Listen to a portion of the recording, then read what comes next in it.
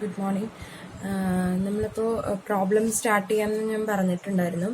So ഇവിടെ the accounts of gamma manufacturing company for the year ended 31 December 2018 shows the following. Then അവർ കുറേ details തന്നിട്ടുണ്ട്. അവർ നമ്മളോട് പറഞ്ഞേക്കുന്നത് പ്രിപ്പയർ കോസ്റ്റ് ഷീറ്റ് പ്രിപ്പയർ ചെയ്യാനാണ് പറഞ്ഞേക്കുന്നത്. സോ നമുക്ക് 1 by 1 ആ ക്വസ്റ്റ്യൻ ഒന്ന് അനലൈസ് ചെയ്യാം. എന്താണ്, എങ്ങനെയാണ് ഈ പ്രോബ്ലം ചെയ്യുന്നത്, എന്തൊക്കെ ഐറ്റംസ് എവിടെയൊക്കെ വരും. ഓൾറെഡി നമ്മൾ ഫോർമാറ്റ് ഞാൻ ഷെയർ ചെയ്തിട്ടുണ്ടായിരുന്നു. ആ ഷെയർ ചെയ്ത ഫോർമാറ്റിൽ തന്നെ ഡീറ്റെയിൽ ആയിട്ടുള്ള എല്ലാ കാര്യങ്ങളും തന്നെ പറഞ്ഞിട്ടുണ്ടായിരുന്നു. So let's see what are the items where we have to post it, where we have to allocate the particular item. Okay, so 1 by 1 നമുക്കൊന്ന് ഡിസ്കസ് ചെയ്യാം. സോ ഫസ്റ്റ് ഐറ്റം ആണ് ഡ്രോയിങ് ഓഫീസ് സാലറി, അല്ലെ? Drawing office salary 6500. ഈ item നമ്മുടെ detail cost ഷീറ്റിൽ പ്രത്യേകം കൊടുത്തിട്ടുണ്ട്.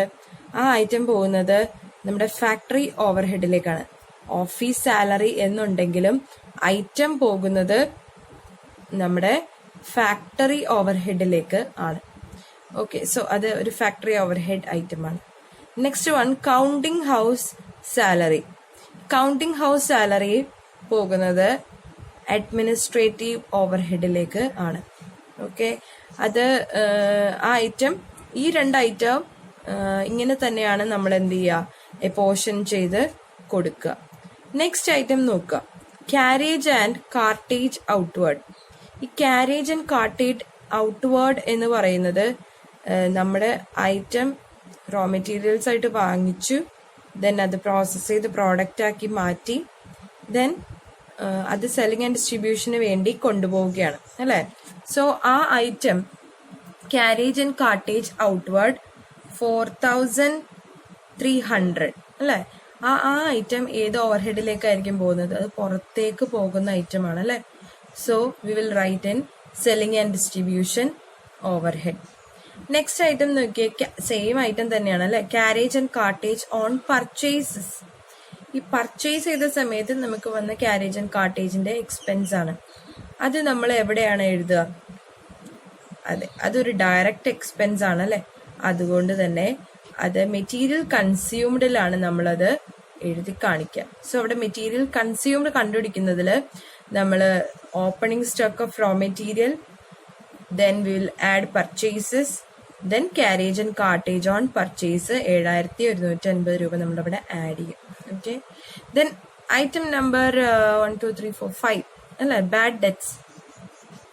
Bad debts എങ്ങനെയുള്ള ഐറ്റമാണ്? അതൊരു പ്യുവർലി ഫിനാൻഷ്യൽ ഐറ്റം ആണ്.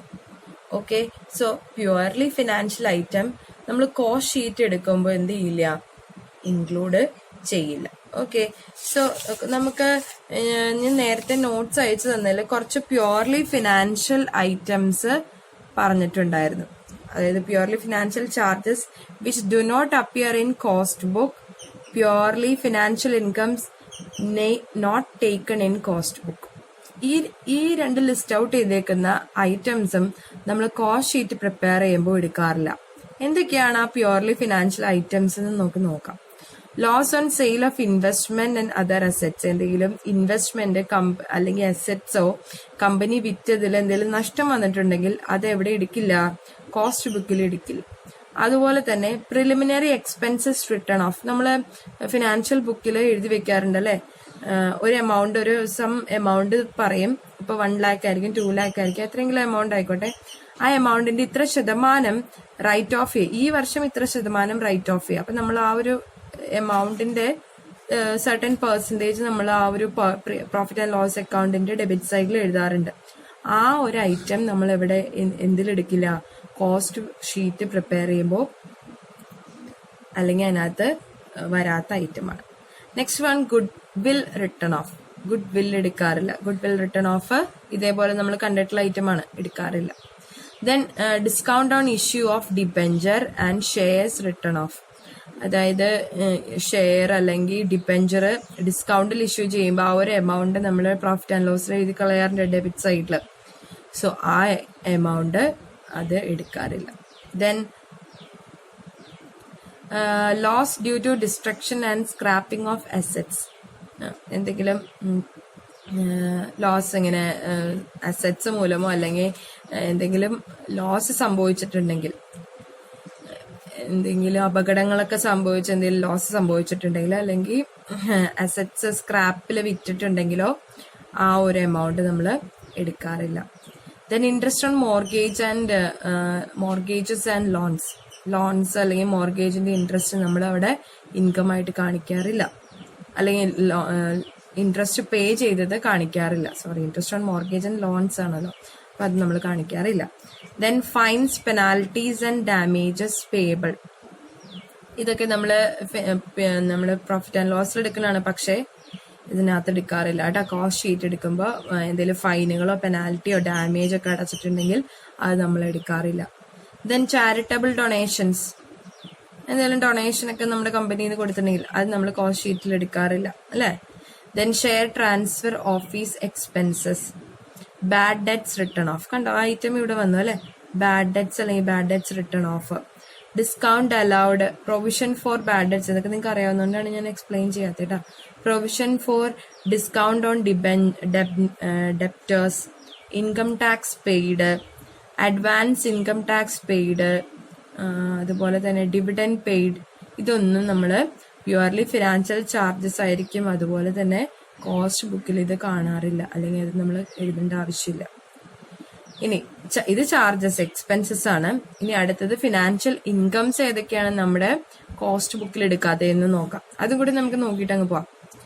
Profit on sale of asset, എന്തെങ്കിലും അസെറ്റ് വിറ്റ് അതിൽ നിന്ന് പ്രോഫിറ്റ് കിട്ടിയിട്ടുണ്ടെങ്കിൽ, ലോസ് ആണെങ്കിലും പ്രോഫിറ്റ് ആണെങ്കിലും നമ്മൾ എടുക്കാറില്ല. Then interest and dividend received, അത് നമ്മൾ എടുക്കാറുണ്ടോ? ഇല്ല അല്ലേ. Then discount, commission, brokerage etcetera എല്ലാം കിട്ടിയതാണ് കേട്ടോ, കമ്പനിക്ക് കിട്ടിയത്. ഇതൊന്നും നമ്മൾ എടുക്കാറില്ല. ദെൻ ബാഡ് ഡെറ്റ്സ് റിക്കവേർഡ്, എന്തെങ്കിലും ബാഡ് ഡെറ്റ്സ് ആയിട്ട് എഴുതി വെച്ചിരുന്നതാണ്, അതിൽ നിന്ന് എന്തെങ്കിലും പൈസ കിട്ടിയിട്ടുണ്ടെങ്കിൽ അത് നമ്മൾ എഴുതാറില്ല. Transfer fee received, rent receivable, discount allowed to കസ്റ്റമേഴ്സിന് ഡിസ്കൗണ്ട് അലൗ ചെയ്തതിന് പൈസ കിട്ടി, ബട്ട് ലേറ്റർ ഓൺ ഡിസ്അലൗഡ്, പിന്നെ അത് ഡിസ്അലൗഡ് ആയി കഴിഞ്ഞപ്പോൾ അതിന്റെ പൈസ നമ്മൾ എടുക്കാറില്ല.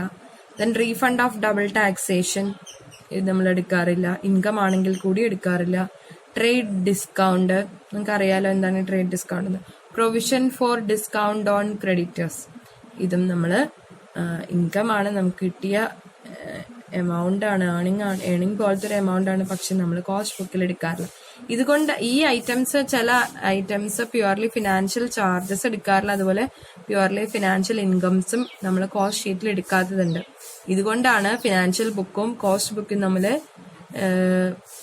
ടാലി ആയി പോവാത്തത്. ഓക്കെ, പക്ഷെ നമ്മൾ ടാലി ആക്കാറുണ്ട്, റീകൺസിലേഷൻ ഒക്കെ നമ്മൾ പഠിക്കും, അതിനകത്ത് ടാലി ആക്കാറുണ്ട്. അപ്പൊ ഇതൊക്കെയാണ് നമ്മൾ charges. Okay, so will move on to the problem. ഇതിനകത്ത് ഓക്കെ, നമ്മൾ പറഞ്ഞു സെയിൽ ഓഫ് അസെറ്റ്സ് കാര്യങ്ങൾ, അല്ലെങ്കിൽ ലോസ്, ഇതിനകത്ത് വന്ന ലോസ് കാര്യങ്ങളൊന്നും നമ്മൾ എടുക്കാറില്ല എന്നല്ലേ. സോ നമുക്ക് വൺ ബൈ വൺ എന്തൊക്കെയാന്ന് നോക്കാം. സോ ഇവിടെ പറഞ്ഞേക്കുന്നത് ബാഡ് ഡെറ്റ്സ് ഒരു പ്യുവർലി ഫിനാൻഷ്യൽ ചാർജ് ആണ് അല്ലെ, എക്സ്പെൻസ്. നമുക്ക് വന്ന പ്രോഫിറ്റ് ആൻഡ് ലോസിൽ ഡെബിറ്റ് സൈഡിൽ എഴുതുന്ന ഐറ്റമാണ്, നമ്മൾ ഇവിടെ കോസ്റ്റ് ബുക്കിൽ എടുക്കാറില്ല. Then repair of plant, machinery and tool, repair ആണ്, എന്തിനു വന്ന റിപ്പയർ ആണെന്ന് ശ്രദ്ധിക്കുക. Plant, machinery and tool. ഈ പ്ലാന്റും മെഷീനറിയും ടൂളും ഒക്കെ നമ്മൾ എവിടെയാ കാണാറ്? Factory overhead. അപ്പൊ നമ്മൾ അത് ആ ഐറ്റം അവിടെ കൊണ്ടുപോയി എഴുതും, ഫാക്ടറി ഓവർഹെഡിലേക്ക് എഴുതും. നെക്സ്റ്റ് ഐറ്റം നോക്കുക കേട്ടോ. Rent, rate, tax and insurance. Factory 8,500, അതുപോലെ തന്നെ ഓഫീസിന് ഒരു 2,000 ഉണ്ട്. അപ്പൊ ഫാക്ടറിയുടെ 8,500 ഫാക്ടറി ഓവർഹെഡിൽ എഴുതും. ഓഫീസിന്റെ 2,000 രൂപ ഓഫീസ് അല്ലെങ്കിൽ അഡ്മിനിസ്ട്രേറ്റീവ് ഓവർഹെഡിലേക്ക് നമ്മൾ ചാർജ് ചെയ്യും. ഓക്കെ, നെക്സ്റ്റ് ഐറ്റം നോക്കിയേ, സെയിൽസ് നമ്മൾ ഏറ്റവും ലാസ്റ്റ് എഴുതുന്നതാണ് അല്ലെ. So 4,61,100. Next item stock of material on 31 December 2017 4,800. Then 31 December 2018 1,85,000. ഈ രണ്ട് ഐറ്റം നമ്മൾ ഡയറക്റ്റ് മെറ്റീരിയൽ കൺസ്യൂംഡ് കണ്ടുപിടിക്കാൻ വേണ്ടി എഴുതുന്നതാണ്. അതായത് ഓപ്പണിംഗ് ഇതാണ് 2017 opening plus purchases during the period. Then carriage on purchase നമ്മൾ ആഡ് ചെയ്യുന്നു. ക്യാരേജ് ഓൺ പർച്ചേസ് നമുക്കറിയാലോ എത്രയാണ്. Carriage on purchase 7,150. Then we will deduct the closing amount, that is 48,000 നമ്മൾ എന്ത് ചെയ്യുന്നു, ലെസ് ചെയ്യുന്നു. സോ നമുക്ക് എന്താ കിട്ടും, ഡയറക്റ്റ് മെറ്റീരിയൽ കൺസ്യൂംഡ് കിട്ടുന്നു. ദെൻ മെറ്റീരിയൽ പർച്ചേസ്ഡ്, അപ്പോൾ ഓപ്പണിങ്ങിന്റെ കൂടെ മെറ്റീരിയൽ പർച്ചേസ്ഡ് നമ്മൾ ആഡ് ചെയ്യണം. So will get the amount. Then next item നോക്കാം കേട്ടോ. Loss on sale of investment. Loss ആണെങ്കിലും അസറ്റ്സോ ഇൻവെസ്റ്റ്മെന്റോ സെയിൽ ചെയ്യുമ്പോൾ ലോസ് ആണെങ്കിലും പ്രോഫിറ്റ് ആണെങ്കിലും അതെന്ത് ഐറ്റമാണ്, പ്യുവർലി ഫിനാൻഷ്യൽ ഐറ്റമാണ്, നമ്മളത് എടുക്കാറില്ല. So we have to simply ignore the item. The next one travelling expenses. Travelling expenses 2,100 അല്ലെ, 2,100 ആണ്. ആ ഐറ്റം എന്ത് ചെയ്യുന്നു, അത് ഏത് ഓവർഹെഡിൽ പോകുന്ന ഐറ്റമാണ്, ട്രാവലിംഗ്. എപ്പോഴാണ് ട്രാവൽ ചെയ്യേണ്ടി വരുന്നത്, ഡിസ്ട്രിബ്യൂഷന്റെ സമയത്ത് അല്ലെ, സെയിലിന്റെ സമയത്ത് അല്ലെങ്കിൽ ഡിസ്ട്രിബ്യൂഷന്റെ സമയത്ത്. അപ്പൊ നമ്മളത് ഡയറക്ട്ലി സെല്ലിംഗ് ആൻഡ് ഡിസ്ട്രിബ്യൂഷൻ ഓവർഹെഡിലേക്കാണ് എഴുതുക. നെക്സ്റ്റ് ആയിട്ട് നോക്കുക, good will written off. Goodwill written of അല്ലെങ്കിൽ ഗുഡ് വില്ലിന്റെ എന്തെങ്കിലും എമൗണ്ട് നമ്മൾ പ്യുവർലി ഫിനാൻഷ്യൽ നേച്ചറാണ് നമ്മൾ നേരത്തെ ഡിസ്കസ് ചെയ്തായിരുന്നു അല്ലെ. സോ അത് നമ്മൾ ഇഗ്നോർ ചെയ്താൽ മതി, അത് നമ്മൾ എടുക്കണ്ട, കോസ്റ്റ് ഷീറ്റിൽ എടുക്കുകയേ ചെയ്യരുത്. Next one travellers salaries and commission. കാണുമ്പോൾ തന്നെ അറിയാലേ, ട്രാവലേഴ്സ്, നമ്മൾ ട്രാവലിംഗ് എക്സ്പെൻസ് എവിടെയാണോ എഴുതിയത് അവിടെ തന്നെ ട്രാവലേഴ്സ് സാലറി എഴുതും. അതെവിടെയാണ്, നമ്മുടെ സെല്ലിംഗ് ആൻഡ് ഡിസ്ട്രിബ്യൂഷൻ ഓവർഹെഡിൽ. നെക്സ്റ്റ് വൺ പ്രിലിമിനറി എക്സ്പെൻസസ് 450 രൂപ അല്ലെ. സോ ആ എമൗണ്ട് ഞാൻ എന്ത് ഐറ്റമാണെന്നാ പറഞ്ഞത്, നേരത്തെ ഡിസ്കസ് ചെയ്തത് പ്യുവർലി ഫിനാൻഷ്യൽ ചാർജ് അല്ലെങ്കിൽ എക്സ്പെൻസ് ആണ്. അത് നമ്മൾ സിംപ്ലി ഇഗ്നോർ ചെയ്യാണ് ചെയ്യുക, അത് നമ്മൾ എടുക്കണ്ട കേട്ടോ.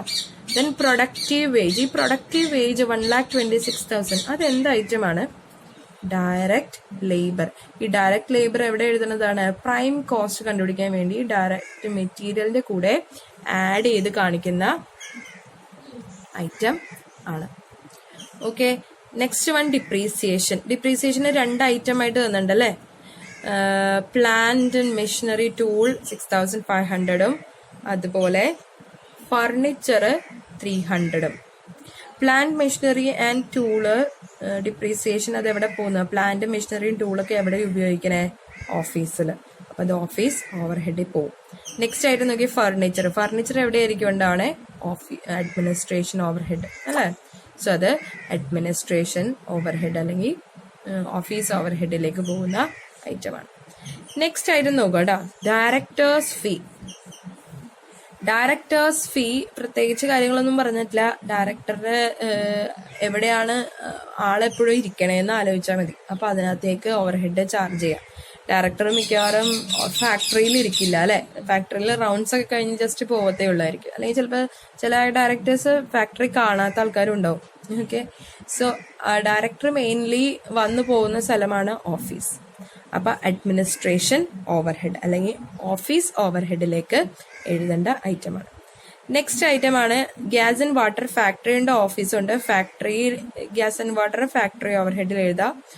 ഓഫീസിന്റെ ഗ്യാസ് ആൻഡ് വാട്ടർ ഓഫീസ് ഓവർഹെഡിലേക്ക് എഴുതും. ദെൻ നെക്സ്റ്റ് ഐറ്റമാണ് മാനേജർ സാലറി. ഫാക്ടറിയിൽ 3/4 ഓഫീസിൽ 1/4 എഴുതി ചാർജ് ചെയ്യുന്നു. മാനേജർ സാലറി 10,000 രൂപയാണ് ടോട്ടൽ തന്നേക്കണേ. അപ്പൊ അതിന്റെ 3/4 എന്ന് പറയുന്ന എമൗണ്ട്, അതായത് 7,500, 10,000 ഇൻറ്റു 3/4. അപ്പൊ അതിന്റെ എമൗണ്ട് എത്രയായിരിക്കും, 7,500. അത് നമ്മൾ എന്ത് ചെയ്യുന്നു, ഫാക്ടറി ഓവർഹെഡിലേക്ക് ചാർജ് ചെയ്യും. ബാക്കി 2,500 ഓഫീസ് ഓവർഹെഡിലേക്കായിരിക്കും ചാർജ് ചെയ്യുക. Then next one general expenses. General expenses എന്ന് പറയുന്ന ഐറ്റം നമ്മൾ മിക്കവാറും അഡ്മിനിസ്ട്രേറ്റീവ് ഓവർഹെഡ് അല്ലെങ്കിൽ ഓഫീസ് ഓവർഹെഡിലാണ് എഴുതാറ്, അല്ലെങ്കിൽ അവിടെ തന്നെയാണ് എഴുതാറ്. വേറെ ഒന്നും ഇല്ല കേട്ടോ. വേറെ അങ്ങനെ പ്രത്യേകിച്ച് ജനറൽ എക്സ്പെൻസസ് ആണല്ലോ മിസ്സേ, അതുകൊണ്ട് ഫാക്ടറിയിൽ എഴുതും ഇല്ല. ഫാക്ടറിയിലും എഴുതില്ല, സെല്ലിങ്ങിലും എഴുതില്ല. ജനറൽ ആയതുകൊണ്ട് അത് അഡ്മിനിസ്ട്രേഷനിലേക്കാണ് എഴുതുക. Next one sale of scrap. Sale of scrap, എന്തെങ്കിലും സ്ക്രാപ്പ് ഐറ്റംസ് സെയിൽ ചെയ്തു, കാര്യമുണ്ടോ? നിങ്ങൾ എടുക്കേണ്ട കാര്യമുണ്ട് അല്ലേ. സ്ക്രാപ്പ് എന്നവർ പ്രത്യേകം പറഞ്ഞിട്ടുണ്ട്. എന്തോ ഒരു സ്ക്രാപ്പ് ഐറ്റം വിറ്റു, അതിൽ നിന്ന് എന്തോ പ്രോഫിറ്റ് കിട്ടി. ഓക്കെ, സോ ആ ഐറ്റം നമ്മൾ എന്ത് ചെയ്യും, ഫാക്ടറി ഓവർഹെഡ് എല്ലാം നമ്മൾ 1 by 1 എഴുതിയിട്ട് അവസാനം ഈ 4,000 rupees 4,000 ആണല്ലോ, ആ 4,000 rupees ഫാക്ടറി ഓവർഹെഡിൽ നിന്ന് ഡിഡക്റ്റ് ചെയ്ത് വേണം നമ്മൾ എഴുതാനായിട്ട്. അത് എങ്ങനെയാണെന്നുള്ളത് കാണിച്ചു തരാം കേട്ടോ. Okay, so sale of scrap 4,000 രൂപ, അത് നമ്മൾ എന്ത് ചെയ്യണം, ഡിഡക്റ്റ് ഫാക്ടറി ഓവർഹെഡിൽ നിന്ന് ഡിഡക്റ്റ് ചെയ്തിട്ട് എഴുതേണ്ട ഐറ്റമാണ്. നെക്സ്റ്റ് വൺ, അസറ്റോ ഇൻവെസ്റ്റ്മെന്റോ ആണെങ്കിൽ എഴുതണ്ട, അത് നമ്മൾ ഇഗ്നോർ ചെയ്താൽ മതി അല്ലേ. പക്ഷേ ഇത് സ്ക്രാപ്പ് എന്ന് പറഞ്ഞിട്ടുണ്ട്, ഇത് നമ്മളത് എടുക്കാൻ പാടില്ലാത്തതാണ്. Okay, so next one, income tax. Income tax പേ ചെയ്തു, അല്ലെങ്കിൽ ഡിവിഡൻഡ് പേ ചെയ്തു, അഡ്വാൻസ്ഡ് ഇൻകം ടാക്സ് പേ ചെയ്തു, ബാഡ് ഡെറ്റ്സ് റിക്കവർ ചെയ്തു വന്നു, interest and dividend company receive ചെയ്തു, റീഫണ്ട് ഓഫ് ഡബിൾ ടാക്സേഷൻ. ഈ ഐറ്റംസ് ഒക്കെ എന്ത് ഐറ്റംസ് ആണ്, പ്യുവർലി ഫിനാൻഷ്യൽ ഐറ്റം ആണ്. സോ നമ്മളത് എടുക്കേണ്ട കാര്യം ഉണ്ടോ, ഇല്ല. സോ ആ പറയുന്ന ഐറ്റംസ് ഇൻകം ടാക്സ് തുടങ്ങി റീഫണ്ട് ഓഫ് ഡബിൾ ടാക്സേഷൻ ഇതൊക്കെ പ്യുവർലി ഫിനാൻഷ്യൽ ഐറ്റം ആണ്, അതുകൊണ്ട് തന്നെ നമ്മളത് എടുക്കേണ്ട കാര്യം ഇല്ല. So we will move on to the problem solving session. നമ്മൾ പേരൊക്കെ എഴുതണം. Gamma manufacturing company, statement of cost for the year ended 31/12/2018. Then നമ്മൾ 2 എമൗണ്ട് കോളംസ് വരച്ച് ഒരു വലിയ പർട്ടിക്കുലേഴ്സ് കോളം. പർട്ടിക്കുലേഴ്സ് കോളത്തിന് കോമ്പോണൻസ് ഓഫ് കോസ്റ്റ് എന്ന് പേര് കൊടുത്തു. ഫസ്റ്റ് കോളം ജസ്റ്റ് ഒന്നും എഴുതിയില്ലെങ്കിലും കുഴപ്പമില്ല, ഞാൻ അറിയാതെ യൂണിറ്റ് കോസ്റ്റ്, ഇത് യൂണിറ്റ് കോസ്റ്റ് നല്ലതായിട്ട് എഴുതണ്ടേ, നമുക്കിവിടെ ഔട്ട്പുട്ട് തന്നിട്ടില്ല, അപ്പൊ അതുകൊണ്ട് ജസ്റ്റ് കോസ്റ്റ് എന്ന് എഴുതിയാൽ മതി. Second column amount column total cost എന്നും എഴുതാം. ഓക്കെ, സോ നമ്മൾ ഫസ്റ്റ് കണ്ടുപിടിക്കേണ്ടത് ഡയറക്റ്റ് മെറ്റീരിയൽ കൺസ്യൂംഡ് ആണ്. ഇവിടെ ഡയറക്റ്റ് നമ്മൾ നേരത്തെ ചെയ്ത പ്രോബ്ലംസിൽ ഡയറക്റ്റ് മെറ്റീരിയൽസ് എന്താണോ അത് നമുക്ക് ഡയറക്ട്ലി തന്നിട്ടുണ്ടായിരുന്നു. പക്ഷെ ഇവിടെയുള്ള പ്രശ്നം എന്ന് വെച്ച് കഴിഞ്ഞാൽ നമുക്ക് ഓപ്പണിംഗ് ഒരു എമൗണ്ട് തന്നിട്ടുണ്ട്, ക്ലോസിംഗ് ഒരു എമൗണ്ട് തന്നിട്ടുണ്ട്, പർച്ചേസസ് തന്നിട്ടുണ്ട്, ക്യാരേജ് തന്നിട്ടുണ്ട്. അപ്പൊ നമ്മൾ എന്ത് കണ്ടുപിടിക്കണം, മെറ്റീരിയൽ കൺസ്യൂംഡ് ആദ്യം തന്നെ കണ്ടുപിടിക്കണം. മറ്റേതില് മെറ്റീരിയൽ കൺസ്യൂംഡ് എന്നുള്ളത് ഡയറക്റ്റ് മെറ്റീരിയൽ എന്നുള്ള രീതിയിൽ നമുക്ക് തന്നിട്ടുണ്ടായിരുന്നു. ഇവിടെ നമ്മൾ ആ ഒരു എമൗണ്ട് കണ്ടുപിടിക്കണം. അപ്പൊ നമ്മൾ എഴുതി സ്റ്റോക്ക് ഓഫ് റോ മെറ്റീരിയൽസ് ആണ് ഓപ്പണിംഗ് 62,800 എഴുതി. Then will add purchases during the year 1,85,000. Then carriage on purchases 7,150. So നമ്മൾ ഇത് മൂന്നും കൂടി ആഡ് ചെയ്തപ്പോൾ 2,54,950 എന്ന് കിട്ടി. ദെൻ നമുക്ക് ക്ലോസിംഗ് തന്നിട്ടില്ലെങ്കിൽ ഇത് തന്നെയാണ് മെറ്റീരിയൽസ് എന്ന് പറഞ്ഞ് നമുക്ക് എഴുതാം. പക്ഷേ ഇവിടെ എന്ത് ചെയ്തിട്ടുണ്ട്, സ്റ്റോക്ക് അറ്റ് ക്ലോസിംഗ് തന്നിട്ടുണ്ട്. ഈ ക്ലോസിംഗ് എന്ന് പറയുന്ന ആ സ്റ്റോക്ക് നമ്മൾ ഈ വർഷം ഉപയോഗിക്കാതെ കിടക്കുന്നതാണ്. ഈ എമൗണ്ടില് ഈ പറയുന്ന 48,000 കിടപ്പുണ്ട്. ഈ എമൗണ്ടില് ഉപയോഗിക്കാത്ത ഒരു സാധനത്തിന്റെ എമൗണ്ട് എഴുതേണ്ട കാര്യമുണ്ടോ, ഇല്ല. നമുക്കറിയാം 48,000 റുപ്പീസിന്റെ സ്റ്റോക്ക് നമ്മൾ ഉപയോഗിക്കാതെ കിടക്കണത്, അത് നമ്മൾ ഇതിൽ നിന്ന് കളയണം. എന്നിട്ട് ക്ലോസിംഗ് നമ്മൾ എന്ത് ചെയ്യുന്നു, ഇവിടുന്ന് ലെസ് ചെയ്യുകയാണ്. ഈ 2,54,950 48,000 ഡിഡക്ട് ചെയ്തിട്ട് ആക്ച്വലി എത്രയാണോ നമ്മൾ മെറ്റീരിയൽ കൺസ്യൂം ചെയ്തത്, ഈ വർഷം കൺസ്യൂം ചെയ്തത്, അതും മാത്രമേ എഴുതാൻ പാടുള്ളൂ. അതുകൊണ്ടാണ് ക്ലോസിംഗ് മൈനസ് ചെയ്യണേ. ഓക്കെ, സോ 2,69,50 അല്ലേ. സോ അത് നമ്മൾ എഴുതി. ദെൻ അതുപോലെ തന്നെ ഡയറക്റ്റ് ലേബർ, അതിന് വേറൊരു പേരാണ് നമുക്ക് ക്വസ്റ്റ്യനിൽ തന്നേക്കുന്നത്, പ്രൊഡക്റ്റീവ് വേജസ് എന്ന്. ആ ഒരു എമൗണ്ട് നമ്മൾ എഴുതുന്നു. സോ മെറ്റീരിയൽസിന്റെ എമൗണ്ട് കിട്ടി, ലേബറിന്റെ എമൗണ്ട് കിട്ടി, ഡയറക്റ്റ് എക്സ്പെൻസുകൾ ഒന്നുമില്ല. അതുകൊണ്ട് തന്നെ നമ്മൾ അതിനെ ആഡ് ചെയ്ത് പ്രൈം കോസ്റ്റ് കണ്ടുപിടിച്ചു. നോക്കിയ പ്രൈം കോസ്റ്റ് എത്രയാണ്, 3,32,950. 3,32,950. Moving on to the next overhead, factory overhead. Factory ഓവർഹെഡിൽ നമ്മൾ പറഞ്ഞേക്കുന്ന ഐറ്റംസ് എല്ലാം 1 by 1 എഴുതിയേക്കുവാണ് അല്ലെ. Drawing office salary, repairs, rent rates and taxes for factory എന്നുള്ളത് 8,500 എഴുതി. ദെൻ ഡിപ്രീസിയേഷൻ, മെഷീനറിയും ടൂളിനും വന്ന ഡിപ്രീസിയേഷന്റെ എമൗണ്ട് 6500 6500 ഫാക്ടറി ഓവർ ഹെഡിൽ എഴുതി. മെഷീനറിയും ടൂളും എവിടെയാണ് സിറ്റുവേറ്റ് ചെയ്തേക്കണമെന്ന് ആലോചിക്കുക, അതങ്ങനെ അപ്പോർഷൻ ചെയ്യാം. ഗ്യാസ് ആൻഡ് വാട്ടർ ഫാക്ടറി ഓവർ ഹെഡിൽ 200 എഴുതുന്നു. നെക്സ്റ്റ് പറഞ്ഞേക്കുന്നത് മാനേജർ സാലറി ആണ്. മാനേജർ സാലറി നോക്കിക്കേ, ഇവിടെ നോക്കിയേ, മാനേജർ സാലറി ടോട്ടലി 10,000 rupees ആണ് തന്നേക്കുന്നത്. അതിനകത്ത് 3/4 ഫാക്ടറിക്കും 1/4 ഓഫീസിനും കൊടുക്കാനാ പറഞ്ഞേ. അപ്പൊ 10,000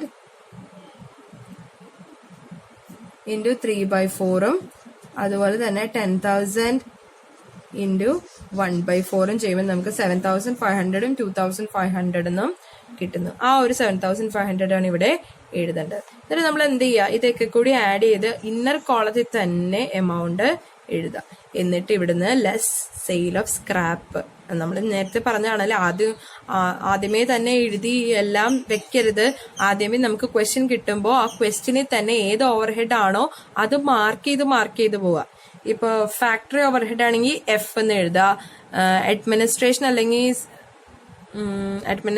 അല്ലെങ്കിൽ ഓഫീസ് ഓവർഹെഡ് ആണെങ്കിൽ എന്നോ ഓന്നോ എഴുതുക. അതുപോലെ തന്നെ സെല്ലിംഗ് ആൻഡ് ഡിസ്ട്രിബ്യൂഷൻ ഓവർഹെഡ് ആണെങ്കിൽ SD എന്ന് എഴുതി പോവുക. അപ്പം നമുക്ക് വേഗം തന്നെ ഐഡന്റിഫൈ ചെയ്യാനായിട്ട് പറ്റും. അപ്പൊ ക്വസ്റ്റ്യൻ കിട്ടുമ്പോൾ അങ്ങനെ പെട്ടെന്ന് തന്നെ ചെയ്യാതെ ഇങ്ങനെ ചെയ്ത് വെച്ചിട്ട് ആദ്യം തന്നെ മനസ്സിൽ ഡിസ്കസ് ചെയ്യുക, എന്നിട്ട് നമ്മൾ എഴുതാനായിട്ട് തുടങ്ങും. അപ്പൊ സെയിൽ ഓഫ് സ്ക്രാപ്പ് എന്ന് പറയുന്നത് ഈ ഒരു ഫാക്ടറി ഓവർഹെഡിൽ നിന്ന് ലെസ് ചെയ്തിട്ട് വേണം നമ്മൾ എഴുതാനായിട്ട്. ഓക്കെ, സോ നമുക്ക് ഫാക്ടറി കോസ്റ്റ് അല്ലെങ്കിൽ വർക്ക് കോസ്റ്റ് എന്ത് കിട്ടി?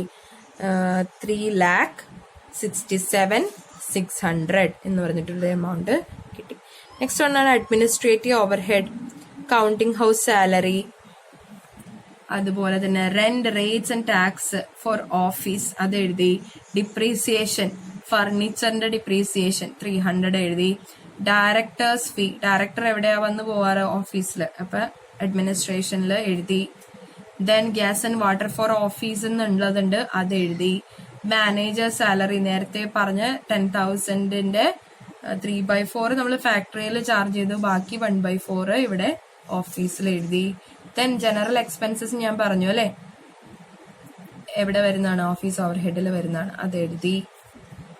ദെൻ നമ്മുടെ ഫാക്ടറി കോസ്റ്റിന്റെ കൂടെ എന്ത് ആഡ് ചെയ്തു? ഓഫീസ് ഓവർഹെഡ് ആഡ് ചെയ്തപ്പോൾ നമുക്ക് കിട്ടിയ എമൗണ്ട് ആണ് cost of production. Cost of പ്രൊഡക്ഷന്റെ എമൗണ്ട് എത്രയാണ്? 3,94,800.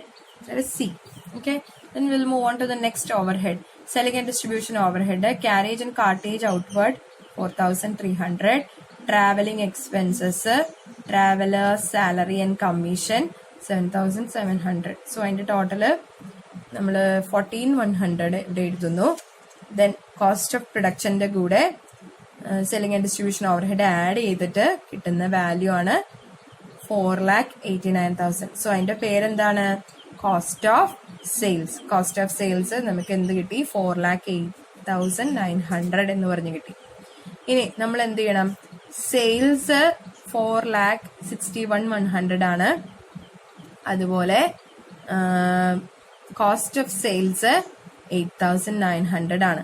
നമുക്കറിയാം സെയിൽസ് ആണ് കൂടുതൽ അല്ലെ. അപ്പൊ നമ്മൾ ഓഫ് കോഴ്സ് ഇവിടെ എന്ത് എഴുതി? പ്രോഫിറ്റ് എഴുതി.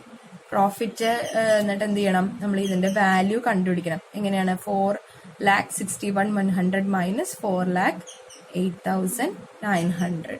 So the amount is 52,200. Balancing figure ആണ് അല്ലെ. നമ്മൾ ബാലൻസിങ് ഫിഗർ ഒന്നും എഴുതരുത്, നമുക്ക് മനസ്സിൽ പറഞ്ഞാൽ മതി. So that is the amount. So ഇങ്ങനെയാണ് ഈ കോസ്റ്റ് ഷീറ്റ് നമ്മൾ എന്ത് ചെയ്യുക? പ്രോബ്ലം സോൾവ് ചെയ്യുക. എന്തെങ്കിലും ഡൗട്ട്സും കാര്യങ്ങളൊക്കെ ഉണ്ടെങ്കിൽ ചോദിക്കുക കേട്ടോ.